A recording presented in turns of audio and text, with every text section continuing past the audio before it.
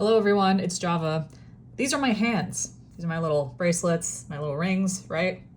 These are my hands. And today I'm going to show you some stuff with my hands, and we're going to talk about productivity with Java. All right. I figured I would just do whatever comes to mind. This is my first attempt at a long form video in this format. So I hope you guys like it. So I know we're all searching for ways to improve ourselves, ways to improve our lives, right? And for me, this has always sort of been a challenge. I've always sort of relied on productivity systems for, work, school, just managing my life. And I find that it could be very overwhelming sometimes. I'm just gonna start drawing now and seeing what happens. There's me being all overwhelmed, oh my God. So many like mental loops, right? I have all these little separate things stressing me out, right? And then it all kind of manifests into this giant blob in my head. So I'm not sure if you guys experience this, but I find that when I don't write things down, it kind of just stays up here.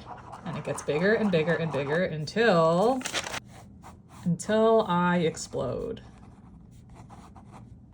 And I'm just gonna vomit out all of my anxieties from all this stuff on my mind and all the things that I haven't done yet, and all the things that I feel like I have to do in order to be a productive member of society, right?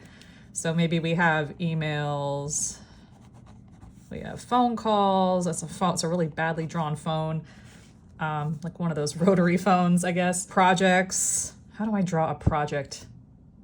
You know what? Right? Circles are going to be projects. That's a project.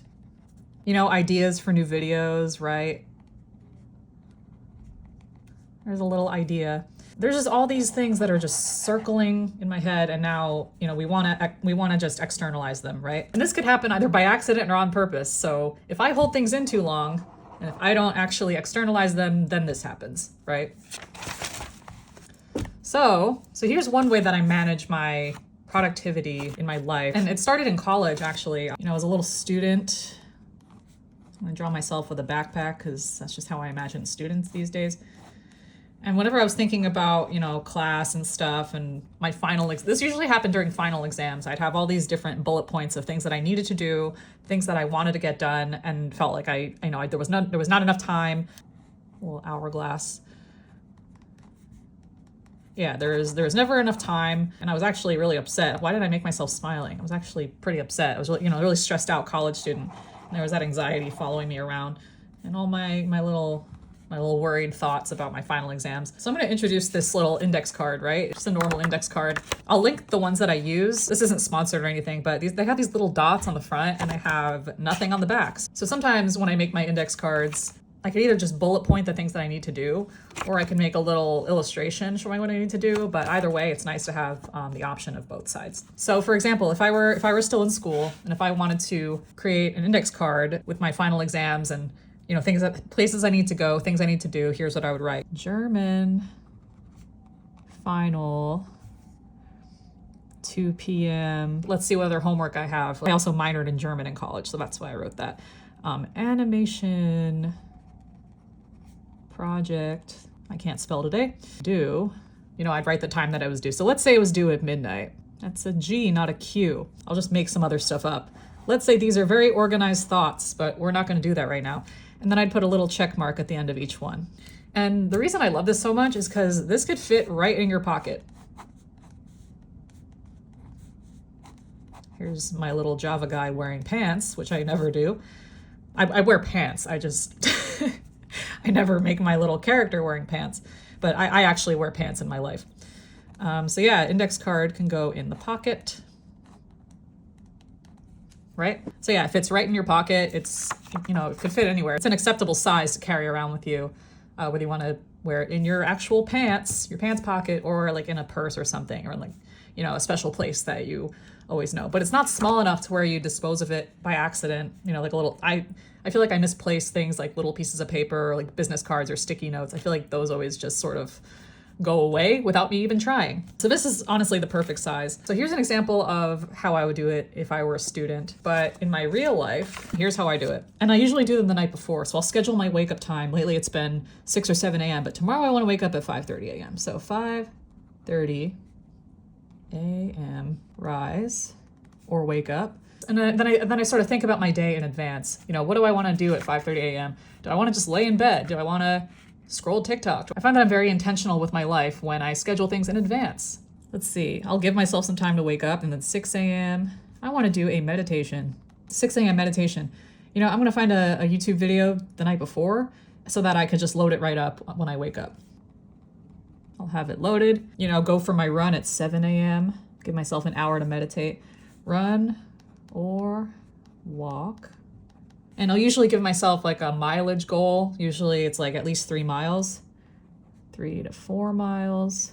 And again, all of these could be changed. You have to tailor this to your specific goals as a person. You know, your personal and professional goals can go on the same card, or you could have different cards for them. I like to put them on the same card. I also like to put the date up here. I'm going to put it for the 15th.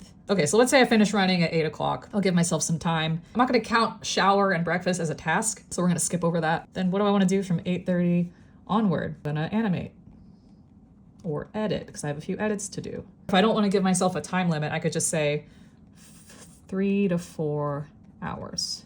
And I'll put check marks next to each and every one, right? 2 p.m. walk, dog. I do have a dog. Her name's Winter. I walk her in the morning and then I walk her in the afternoon. Let's say 3 p.m. Japanese, study.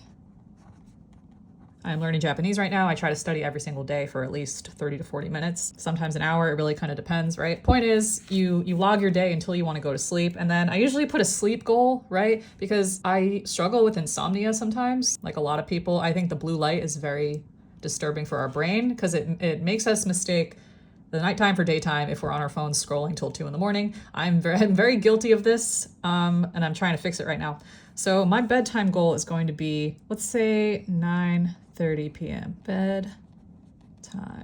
And then somewhere between, it's like I'll take a break and then like I'll unintentionally deviate from the index card, and then if I find myself losing focus, I just look at it and I'm like, okay, what haven't I done today? And then as you check the things off the list, you will feel so good. I can't even tell you. Like it's the best thing. I remember when I was in school, whenever I'd check things off, like I did this final. When the semester is coming to an end, it just feels really good to check things off of a list. It's very satisfying. It feels like you're doing something and it feels like you've earned it. So as you check everything off your list, even if you miss 1 or 2 things, my trick for this is that you take those 1 or 2 things, you just move them to a new index card for the next day. If you miss 1 or 2 things, I used to get really down about it. I used to feel like, oh, I didn't accomplish everything I needed to. Then I'd return back to this. But if you miss a few things, you just transfer them from the old to the new index card, and then you make them your first 2 priorities for the next day. Oh, I'm a little index card. I have so many tasks. Bleh. That's my index card voice. So yeah, that's the index card method. You know, it's not this crazy advanced, like, super, high-tech, productive technique, right? It's not going to fix your whole life, but it makes things feel a lot simpler. It makes them feel more manageable. It makes it feel fun because you have this little thing in your hand that feels, this is your day. This is your whole day summarized in a little index card. And on the back, I'll draw a little illustration. I'll draw my character. Maybe I'm thinking about something for the day. Excuse that jump cut, guys. I got a phone call in the middle of that. I left my guy with no arms and with no arms and only legs, so we're gonna fix that. The illustration could be anything you want. Sometimes I like to add an inspirational quote on the bottom, like just a quote of the day. Quote, blah, blah, blah. And then whoever said the quote, I'll just put a smiley face for now, but you can look online for your favorite quotes. I have like a bunch of them that I really like. This is basically the index card method. I don't even have like a name for it. Like, ooh, the index card method, bro. This will fix your life, bro. Yeah, so the index card method. Things that this is not. This will not fix your life.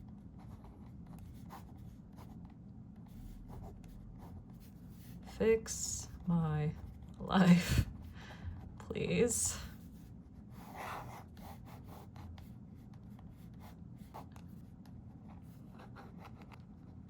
This is not a one-size-fits-all. This will not fix your whole life, but what it will do is organize your life in a really nice way. It'll make things feel a little less overwhelming, or Maybe it could also have the opposite effect if you load it with too many things for the day. Something that's happened to me before is if I have too many things and there's all these unchecked marks. It's an ugly looking one. I didn't mean to call you ugly, I'm sorry. As if my drawings have feelings. Maybe they do, I don't know. But if I leave too many of these open, I find that it has a bad effect on my psyche. So I try to have a reasonable amount of things on my index card. And usually if there's a couple left over, it's like, whatever. But if there's like the majority of the index card is left over, then don't do that. So only you know what's best for you. You got to keep it simple. And the back could be whatever you want. So I highly recommend that. But don't let it take over your life. Don't let it define you. At the end of the day, it's really what it is. It's just an index card.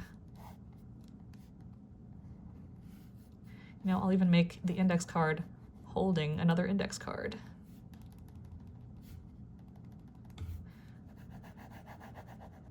So productive. So there you have it. And if the goal is just to feel more in control of your life and feel really productive, it's like, this is a tool that's meant to help you. The index card is your friend. It's not here to hurt you, it's only here to help you. Just don't overload it. Every day, try something different. It doesn't have to be the same format every single day. Sometimes I like to experiment with different formats. And then like checking things off the box just feels really good. It's like, that's your dopamine hit for the day. Checking off things that you really wanted to do and finally did them. You can also break things down into smaller chunks. You know, like instead of animating a whole video, you know, you have to finish this video today, I put 3-hour time blocks. So if I hit that 3 hours, I could check that off.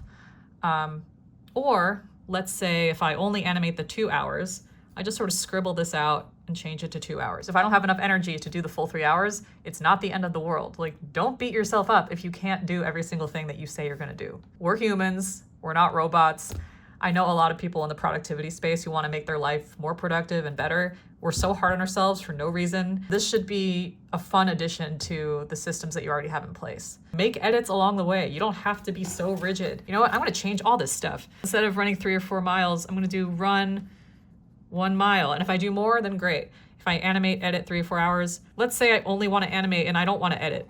So I'm gonna animate instead and I'm gonna cross this out and say 3 hours only. We're not gonna do the 4 hours, it's fine. Walk dog, Japanese study, I'm gonna put 30 minutes. I'm gonna make this a little bit more flexible, 9:30, 10. So now we have a little bit more flexibility. You know, if I don't go to bed by 9:30, it's not the end of the world. I will be in bed by 10. And let's add a little nighttime meditation. Could you tell I like meditation? Night meditation. Cool. Your index card doesn't have to look perfect either. Like, it's fine to be messy. Like, embrace the chaos of it. Be insane. Be unhinged. Why do I add faces to everything? I don't know. The whole point is that it's whatever you want. This little system is meant to be fun. Anyway, that's all I have for the day, and I hope it helps. And let me know if you try out this system at home. In the comments, let me know. And again, I'm gonna link to these very specific cards that I use. Happy index cards.